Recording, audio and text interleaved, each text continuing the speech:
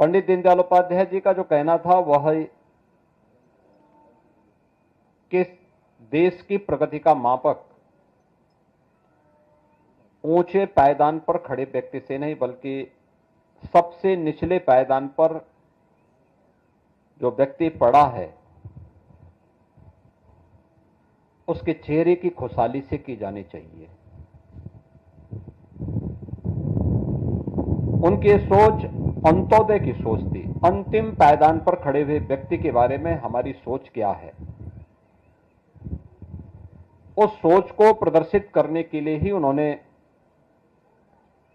देश के स्वतंत्र भारत में एक नए जीवन दर्शन को, विचार प्रवाह को उन्होंने उस समय दिया था। और परिणाम क्या हुआ, भले ही उस समय की सरकारों ने उसकी उपेक्षा की हो, लेकिन आज आप देख रहे होंगे कि उस समय की वे सरकारें गरीबी हटाओ के बड़े बड़े नारे देती थी, लेकिन गरीबी तो नहीं हट पाई। देश में गरीबों की संख्या बढ़ती गई। आज आप देख रहे होंगे पिछले 11 वर्ष के अंदर प्रधानमंत्री मोदी जी के नेतृत्व में मोदी जी ने 2014 में जो बातें देश के नागरिकों से कही, उनसे जब पूछा गया कि वास्तव में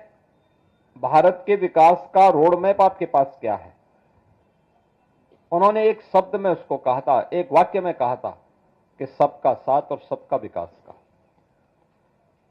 इस सबका साथ जिसमें जाति, मत, मजहब, क्षेत्र, भाषा के आधार पर किसी के साथ भेदभाव नहीं है। देश के अंदर अमीरी और गरीबी की रेखा को समाप्त करते हुए सबको हम एक साथ लेकर के चलेंगे,